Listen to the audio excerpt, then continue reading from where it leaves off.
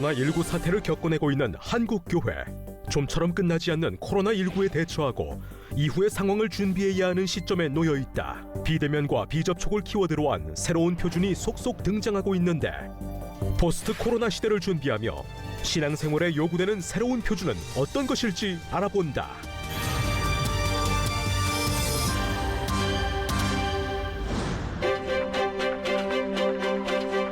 여러분 안녕하십니까? 포스트 코로나 시대에 대해 사회 각 분야에서 많은 이야기들이 쏟아져 나오고 있습니다. 한결같은 이야기는 앞으로는 예전하고 똑같아질 수는 없다는 건데요. 한국교회의 미래에 대한 예측도 다양하게 나오고 있습니다. 각 분야에서 새로운 표준이 제시돼야 한다고 이야기하는데 신앙에도 새로운 표준이 되는 뉴노멀이 필요한 걸까요? 오늘은 이 주제로 이야기를 좀 나눠보려고 합니다. 서현교회 이상하 목사님.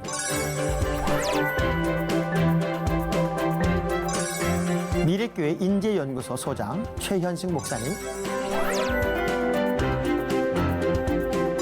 안녕하세요. 네, 안녕하십니까.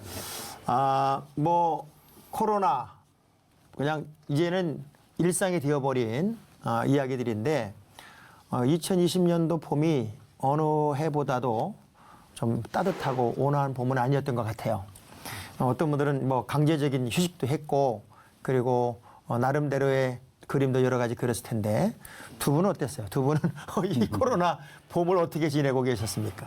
똑같았습니다. 똑같았어요. 똑같아요? 예, 예. 정말 성도님들 만나보아도 네. 마음에 흐르는 눈물들이 많았고 그렇죠. 또 그 눈물을 닦아보려고 했지만 우리 자신도 역시 힘든 예. 그런 정말 안타까운 시기였습니다. 우리 최 소장님은 네, 저도 다르지는 않는데요. 네. 저는 이제 주로 기업과 교회 강의를 주로 이제 사역을 하는데, 기업이나 교회나 전부 다 이제 강의도 다 캔슬되고, 비자발적으로 강제 휴식 취하면서 이제 하지 못했던 것들도 하게 되고 그런 것 같습니다. 지금 여기 카메라 기사들도요. 카메라 만지는 분들도 제가 매주 올 때마다 살이 팍팍 찌고 있습니다. 저분들이 이제 해외에 나가서 찍어야 되고 막 활동을 해야 되는데 스튜디오 안에만 있으니까 네. 지금 제 왼쪽에 있는 카메라 기사가 제일 살이 많이 쪘는데 자 옛날 같으면요 새로운 시도를 한다 또 새로운 도전을 해본다 프로그램을 만든다 그러면은 시뮬레이션도 해보고 또 임상실험도 해보고 이게 다양한 걸 해본 다음에 하나의 이제 그 그림을 만들어서 부닥쳐보고 시도를 했는데 코로나19 이후에는 그런 게 아예 없어졌어요. 어떻게 대처를 좀 하셨어요? 목회 현장부터 먼저 말씀을 좀 드리면 이 순간순간이 미답지니까 한 번도 걸어가 보지 않은 길이니까 이제 이게 정형화된 것 같습니다. 코로나 지난 다음에는 이건 불확실성의 시대다. 네. 이건 정확하게 나온 것 같고 이걸 좋은 말로 표현해서 뉴노멀이지. 불확실한 거죠. 그렇죠. 그러니까 뭘 해도 확정된 것이 없고 다 좋아할 수도 없고 표준이 될 수 없는 그런 이제 상황이었고 목회 현장에서 정말 예배를 모이지 못하는 현장 예배가 안 되는 그런 상황 속에서 뭐가 표준이겠습니까? 목사님께서 늘 고민하시는 것과 똑같은. 그래도 한편에서 감사한 부분은 이 코로나가 경찰 역할을 좀 많이 했어요. 어떤 의미로? 못된 부분을 좀 많이 찾아줘서 우리들이 좀 모르는 세계들을 좀 찾아줬고 질서도 좀 잡아줬던 네. 부분도 있긴 한데 사실 우리 최 소장님은 그 목회도 하시면서 그 제목이 좋아요. 미래교회 인재연구소란 말이에요. 네. 특별히 어떤 일을 하시는 거예요? 저는 원래 이제 아시아 미래 인재연구소라는 원래 연구소가 하나 있고요. 네. 그 기반으로 저희가 교회의 미래에 대해서 연구하면서 새로운 연구소를 이제 만들게 됐는데 이 연구소의 핵심은 이제 교회와 인재입니다. 사람을 세우는 것. 그러니까 하나님의 사람을 세우는 그런 연구소로서의 역할을 하려고 세워진 단체 이렇게 보시면 그럼 실제적으로 이런 변화에 대해서 부닥침 또 어떤 고뇌 또 다양한 연구에 대한 그 그림을 많이 그려야 될 것 같은데 코로나 사태 이후에 다양한 변화가 분명히 올 거다. 모든 분야에서 모든 분들이 이야기를 하고 또 불확실한 미래에 대한 이야기도 많이 하잖아요. 어떤 변화들이 좀 찾아올 것 같아요? 이제 변화라고 했을 때 대부분의 사람들은 되게 막연해하고 불안해하고 안개 속이라고 표현하지 않습니까? 그렇죠. 그래서 그 시기를 지나면서 여러 가지 이제 정보들을 접하게 되는데 그렇게 되면 대부분 다 어떤 식으로 해석을 하냐면 거의 대부분 극단적으로 가는 케이스들이 많습니다. 일례로 들면 이런 거죠. 인구 데이터가 나오게 되면 이제 극단적으로 얘기하면 50년, 100년 넘어가면 하고 사라진다. 이런 충격적인 얘기를. 애기 많이 안 낳기 때문에 제일 먼저 사라질 나라가 한국이다. 사라진다 그런 얘기 이렇게 많이 얘기하는데 있었어요. 사실은 뭐 목사님들 잘 아시겠지만 인간은 언제나 도전하며 항전했거든요. 그리고 하나님께서 그 가운데 인간을 사용하셔서 새로운 길을 열게 하시고 우리가 뜻하지 않은 새로운 것들을 보게 하시면서 지금까지 왔는데 마찬가지로 지금이 모호하고 불확실성이 있어도 이렇게 극단적으로 가지 않고요. 이제 분류를 좀 하는 게 필요할 것 같아요. 그렇죠. 모호함 속에서 무엇을 분류해야 되느냐. 변하는 것과 변하지 않는 것 사이를 분류하는 게 일단 필요합니다. 세상 모든 것들이 다 바뀔 것 같지만 의외로 바뀌는 건 또 별로 없습니다. 그렇죠. 네. 오히려 목사님 입장에서는 뭐 교회가 부흥하기 어렵다 또는 뭐 신앙이 얕은 사람들이 교회를 떠날 거다. 우리 입장에서는 역으로 좀 더 강한 믿음의 사람들이 리더십을 쥐게 되고 네. 또 교회가 더 탄탄해지지 않을까. 네, 네. 왜냐하면 인간의 힘은 한계가 있고 네.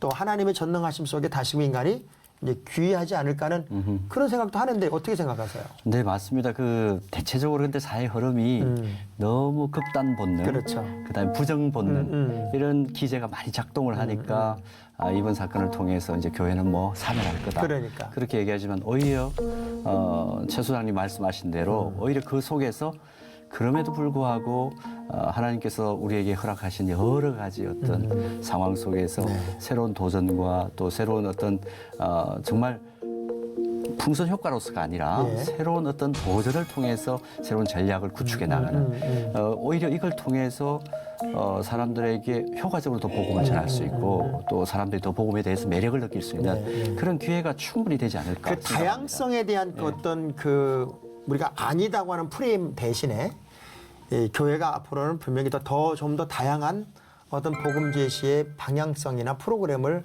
제시할 수 있지 않을까. 충분히 가능하죠. 그러니까 제가 우려스럽게 생각하는 부분 중에 하나가 뭐냐면 방금 이제 긍정성에 대한 이야기를 하셨는데 부정이 커지면 자꾸 극단적으로 부정으로 가는데 네네. 이를테면 이런 거죠. 온라인 예배가 활성화되어지면서 많은 사람들이 교회를 떠나고 뭐 이렇게 힘들어질 거다라고 얘기하는 부분에 있어서 우려스러운 부분들을 제기하는데 그럼 이제 돌아오지 않을 거라는 생각을 하는 거죠. 예, 예. 근데 그걸 좀 더 이제 다른 시각으로 보면 어떤 식으로 해석이 가능하냐면 이때까지는 교회 안에서 누가 믿음이 있었는지 믿음이 없었는지에 대한 옥석가리가 안 되면서 누가 약한지 쉽게 말하면 어떤 분이 믿음이 약한지 분명 믿음이 있다고 생각했는데 보니까 믿음이 없는 거예요.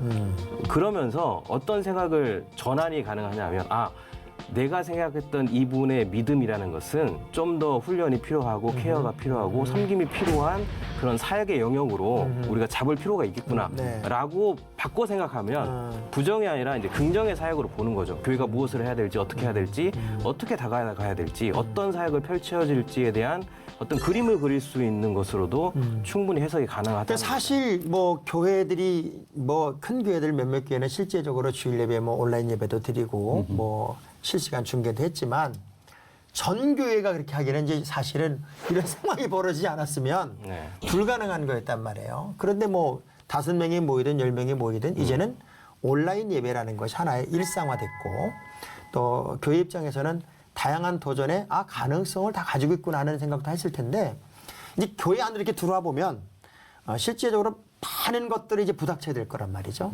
그 부닥침에 인재도 생겨야 되고 또 사람도 필요하게 되고 또 교회가 가지는 어떤 그림도 좀 크게 그릴 수 있겠다고 생각이 되는데 목사님은 실제 목회 현장에서 이번에 한 2달 정도 예배 안 드리셨습니까? 못 드리셨습니까?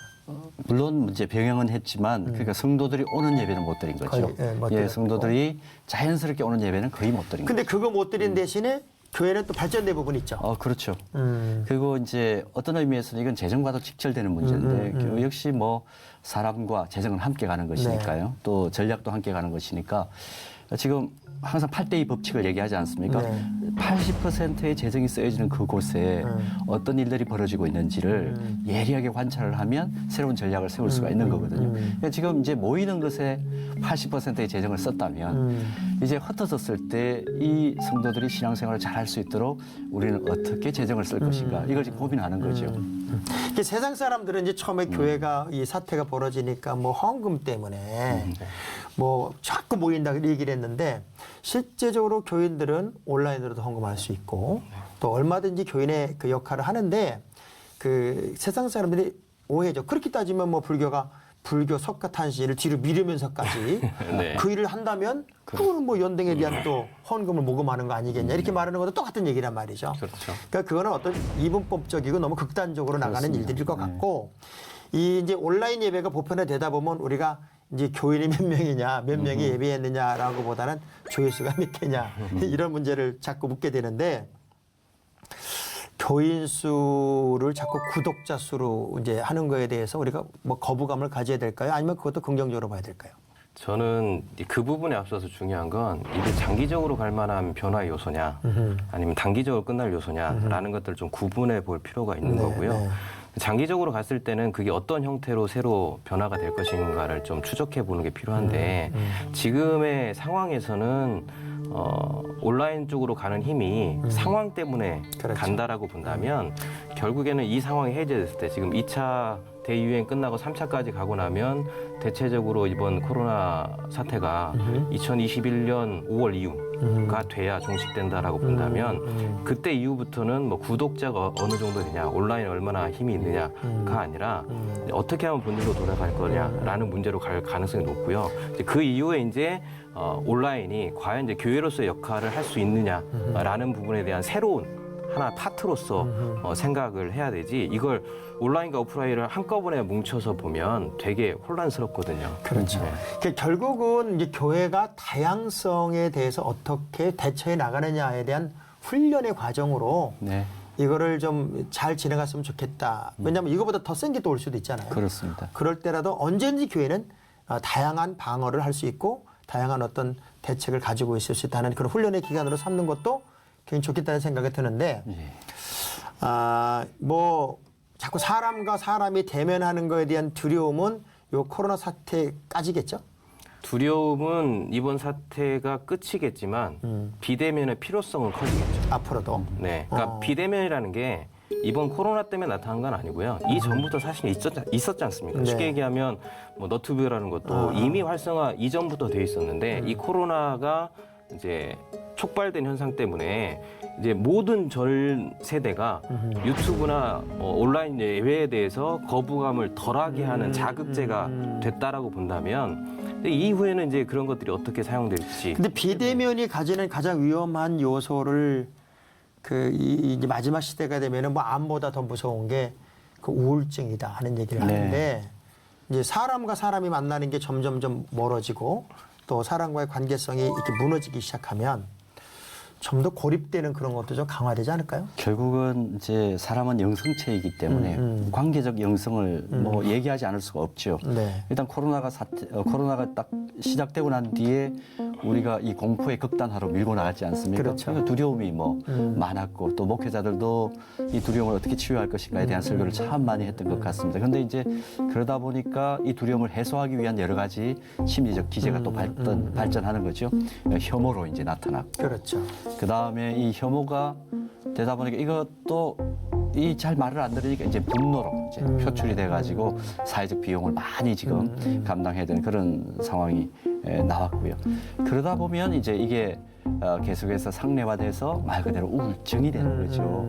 우울한 어떤 여러 가지 어떤 기운들이 있는 이 상황 속에서 결국은 비대면이든 대면이든 상관없이 그 사람들 이렇게 우울한 사람들을 어떻게 그들에게 희망을 가지게 할 것인가 이것은 복음밖에 없거든요. 그러니까 이거를 어떻게 효과적으로 교회는 본질적인 측면에서 전달할 것인가. 지금 이제 우리 고민해야 될것 같아요. 두 분 목사님이 여기서 좀 정의를 좀 내려줘야 될 게 있어요. 왜냐하면 굳이 교회 가서 예배당에서 예배 드려야 되느냐? 교회 예배는 어떤 의미일까? 우리 이제 미래를 연구하고 또 인재를 또 만들어내야 하는 우리 최 목사님 입장에서는 이거 좀 얘기를 잘해 주셔야 돼요. 그러니까 우리가 이제 이때까지 코로나 이전까지 일상 속에서 우리가 주일날마다 드렸던 예배, 네. 예배를 이제 코로나 이후에 이제 온라인으로 하면서 가장 쟁점이 됐던 것은 솔직히 말하면 기능적인 문제 때문에 다툼이 컸던 거죠. 온라인 예배의 기능적 측면, 오프라인의 기능적 측면. 근데 솔직히 얘기하면 예배는 기능적 측면이 아니지 않습니까? 교회는 관계이고 맞아요. 하나님과의 관계, 또 이웃과의 관계, 또 성도와의 관계, 목회자의 관계. 이 부분들이 굉장히 중요한 작동이 돼야만 예배라고 할 수 있다면 그렇기 때문에 그 관계의 형성에 있어서 극복할 수 없는 것이 있다면 극복해야 한다면 그렇죠. 그럼 그것은 우리가 얼굴을 보고 드리는 예배일 수밖에 없는 거죠. 제가 성도들한테도 그런 얘기를 했거든요. 제가 한 7, 8주를 온라인 예배 들으면서 문득 그런 생각이 들더라고요. 갑자기 어떤 음식을 먹는데 이걸 우리 교회 어떤 성도가 먹고 싶다. 좀 나눠주고 싶다라는 생각이 문득 들면서 제가 그 얘기를 하고 여러분들은 지금 온라인상에 드려지는 이 예배 가운데 누가 보고 싶고 커피를 마시고 싶고 만나고 싶었던 적이 있었는가라고 질문을 했거든요. 예. 교회는 예배는 그 설정이 없으면 기능적인 측면뿐인 거지 예배라고 볼 수 없다. 예배의 요소가 있는 거니까요. 그렇죠. 다양한 요소가. 근데 지금 우리 최 소장님, 최 목사님 연세가 얼마나 되셨어요? 전 40 중반. 이런 분들은 다 우리 생각과 반대인데 이분이 더 보수적인 얘기를 하고 있으니까 내가 좀 이상해서 물어보는 그러니까 보수적이라고 하는 게 아니라 그걸 떠나서 본질에 충실한 거죠. 본질에 충실한 거고 네. 앞으로의 우리가 살아가는 모든 미래, 예. 100년이든 200년이든 이 관계의 메타포는 변하지 않는 거죠. 지금 세대가 그렇잖아요.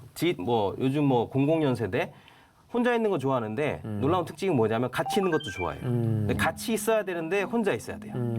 그 얘기가 이율배반적인 것 같지만 요즘 세대의 흐름이라는 거죠. 그 얘기는 뭐냐면 혼자 있는 걸 좋아하는 것 같지만 결국에는 같이 있어야 된다는 거죠. 이게 인간의 본질이라는 거죠. 이치 구조는 달라지지 않습니다. 그러니까 이건 진짜 뭐 기독교 역사가 보여주고 성경이 보여주는 대로 이건 선순환입니다. 네. 모이는 교회에서 하나님께 주시는 특별한 은혜를 함께 공급받고 그 다음에 흩어졌을 때 그 에너지로 살다가 또 서로를 섬기다가 또다시 모이는 예배로 이게 모이는 예배와 흩어지는 예배가 이게 선순환이 되지 않으면 네. 교회는 사멸하죠. 그렇죠. 그러니까 성경이 보여주고 기독교 역사가 보여주는 대로 그 본질에 우리가 충실하면 될 것 같다. 최 소장님의 말씀이 그건 정확한 것 같아요. 왜냐하면 예수님이 12제자와 또 제자들과 함께 어우러지면서 네. 함께 하시다가 보내시고 네. 함께 하시다 보내시고 그리고 초대교회가 그 예배 모이고 각가지 흩어져 떡을 떼고 네. 이런 일들이 하나의 모범 사례인데도 불구하고 예배는 그냥 내가 하나님과 관계에서 보는 거 어디 장소와 관계없이 물론 다 예배지만 그래도 우리가 교회 예배당에서 모이는 예배는 아까 말씀하신 관계, 친교, 뭐 봉사 그렇죠. 다 이런 것들 요소가 들어가야 되는데 이건 이제 시청자분들한테 조금 더 이해를 돕게 설명을 좀 더 드려야 되는데 네. 이게 잘못 생각하면 야, 교회만 그렇게 작동하는 거고 세상은 그렇게 작동하지 않지 않냐라고 생각할 수 있어서 제가 말씀을 드리면 사회도 똑같거든요. 이를테면 이런 거죠. 비대면 이제 커머스 시장, 유통 시장이 바뀌면서 많은 사람들이 온라인으로 쇼핑을 한다는 거죠. 네. 그 C커머스라고 얘기하지 않습니까? 그러면 모든 쇼핑을 온라인으로만 하느냐? 그렇지 않습니다. 그렇죠. 오프라인에 가야 되는 거예요. 저희 교회 앞에가 코스트코거든요. 네, 가야 되는 거예요. 바글바글해요, 바글바글. 네, 가야 되는 거예요. 왜냐하면 만져보고 느껴보고 입어보고 그렇죠. 그러니까 온라인에서 느낄 수 없는 감정들이 소비자한테 있는 거예요. 그래서 아마존도 오프라인 매장을 합니다. 그 의미는 뭐냐면 이게 두 오프라인과 온라인의 공간이 결국에는 크로스오버가 돼야 된다는 얘기예요. 한쪽만 살아남는 게 아니라 그러니까 세상도 이치 구조적으로 오프라인을 배제하고 살아갈 수가 없어요. 우리가 그렇게 살고 있지 않습니까? 그렇죠. 그런데 예배라는 측면을 한쪽으로만 몰아붙여가지고 온라인으로 가야 된다고 얘기한다면 오프라인의 순기능적인 측면을 왜곡하는 거죠. 본인은 세상에서 그렇게 살고 있는데 그럴 거면 쇼핑을 가지 말아야죠. 클리어한 대답이에요. 네. 근데 목사님, 이제 우리가 정말 고민스러운 게 뭐냐면 이제 그렇게 이제 온라인으로도 좋다는 개념이 되다 보니까 교회에 오는 거는 마치 코로나에 확진되는 것 같은 그런 프레임에 걸려 있다 보니 저희는 지금 한 80%가 회복이 됐어요. 어휴. 저희 교회는 네. 80% 회복이 됐는데 새 신자는 안 와요. 음흠.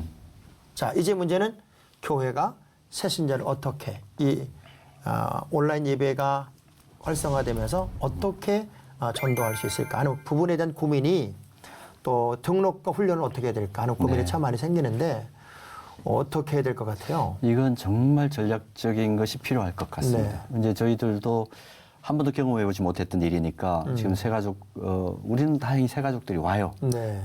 지금 이제 다시 회복을 향해서 좀 움직이니까 새가족들이 매주일 오는데 이분들하고 대면해가지고 훈련을 시키려고 하니까 이제 서로 두려운 거죠.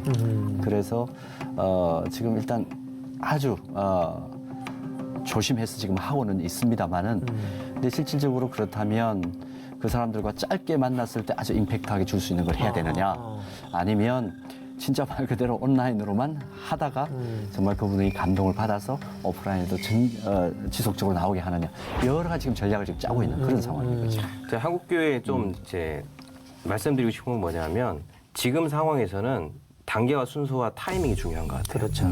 지금은 누가 뭐래도 이 코로나를 비켜갈 수 없어요. 맞아요. 무증상 감염자가 15%에 30%입니다. 그러니까 쉽게 말하면 이탈리아에서도 실험을 했는데 30%가 나왔고요.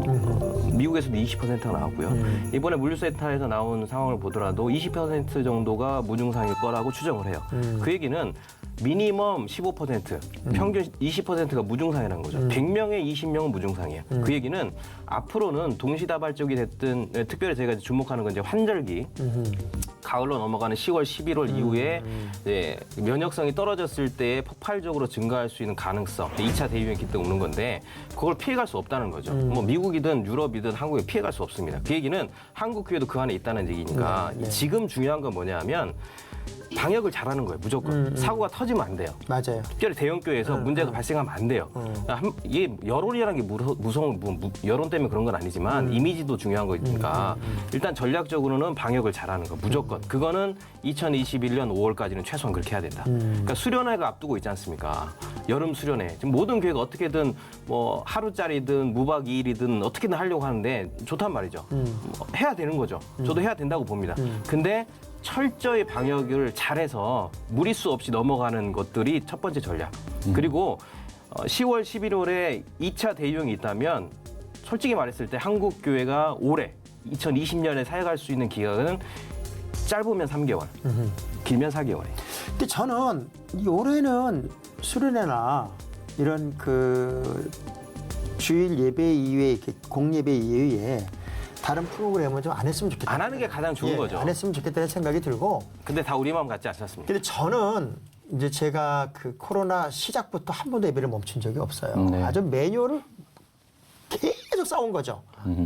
전 이 방송을 보는 분들이 좀 올해만큼은 냉정하게 네. 그런 사이드 프로그램을 좀 멈추고 정말 우리가 교회를 지키는 일에 왜냐면 하나만 나오면 난리니까. 그리고 나서 이제 내년 5월 이후에 백신과 치료제가 나오면 이제 이 문제는 들어갈 거예요. 그렇죠. 그러면 그때부터 우리가 이제 오프라인에서 어떻게 전도를 할 것이냐, 복음을 전할 것이냐, 훈련을 시킬 것이냐에 대한 전략을 지금부터 준비해서 내년 하반기 쪽으로 사역적인 드라이브를 한다면 충분히 뭐 가능할 거라고 봅니다. 결국 이 코로나 사태는 양극화를 점점 이제 강화시킬 수 있고 세계적인 또 단절 이런 것들도 자꾸 만들면서 세대 간 또는 계층 간 또는 빈부격차 이런 것들이 굉장히 심할 것 같은데 이 디지털 양극화 세대에 또 어떤 물질적인 어떤 양극화 세대에 우리 크리스찬들이 또 교회들이 어떻게 대응을 해야 될까? 교회들이 가지는 또 다른 힘은 사실 있어요. 네. 이런 힘들을 어떻게 좀 써야 될까? 우리 목사님 어떻게 생각하셔요? 지금 뭐 한국 교회가 이 코로나가 시작됐을 때 굉장히 허둥댔습니다. 아, 그렇죠. 좀 뭐 위기 관리 사실은 그 시스템 자체가 작동을 안 했기 때문에 아마 이 코로나가 지나고 나면 각 교단마다 좀 여러 가지 볼멘 소리가 좀 터져 나올 것 같아요. 도대체 교단이 뭘 우리에게 해줬느냐. 그렇죠. 지금 우리 최 목사님 40대 말씀하셨지만 40대 중반 뭐 50대 초반까지 요즘 후임 담임 목사님으로 많이 가시지 않습니까? 그 목사님들이 그런 얘기를 합니다. 이제 가셔서 사역을 하려고 하는데 한 2년, 3년 됐는데 코로나가 터졌어요. 당회를 하는데 여러 가지 문제들이 있다는 겁니다. 그중에 이제 자기가 선택을 해서 예를 들어서 이번 주일부터는 예배를 안 드리는 것이 좋겠습니다. 그냥 온라인으로 가는 게 좋겠습니다. 이렇게 얘기를 했어요. 한 분이 그럽니다. 장로님께서 목사가 믿음이 없어. 우리 목사님 믿음이 없어. 그러니까 비판을 위한 비판을 하시는 분들이 좀 있는 거죠. 그다음에 또 그 반대로 우리 교회는 믿음이 있으니까 우리 예배에 집중합시다 해서 네. 또 공동체 예배를 드려요. 그럼 또 어떤 비판이 올라오느냐 하면 사회를 저렇게 모르나 네, 공공선을 저렇게 그렇죠. 추구하지 못하나 이런 비판에 직면해 있다는 겁니다. 이게 무슨 얘기냐 하면 적어도 한국 교회 각 교회들은 뭐 독립선교단체 연합도 있습니다. 그다음에 각 교단이 있습니다. 그리고 노회가 있습니다. 뭐 감리교 같으면 연회가 있지 않습니까? 그 기능들이 제대로 작동을 했었어야 합니다. 적어도 우리 연회나 뭐 우리 노회나 우리 교단은 이렇게 예배에 대해서 자가방역과 공중보건을 잘 지키면서 이렇게 예배를 드립시다. 이렇게 예배를 드립시다. 재난 앞에 사람들이 있었을 때 두 부류로 나뉘는 겁니다. 따뜻한 공동체를 경험했느냐, 경험하지 못했느냐. 사람의 기준에 맞추는 거냐 아니면 하나님의 기준을 맞추는 거냐 고민을 해야 되는데 바로 그 댓글에 동의를 해버리는 거예요. 따라갈 수 있는 나라가 없다라고 생각하는 그 과정 가운데 있기 때문에 도전을 하고 통찰이 필요한 거죠.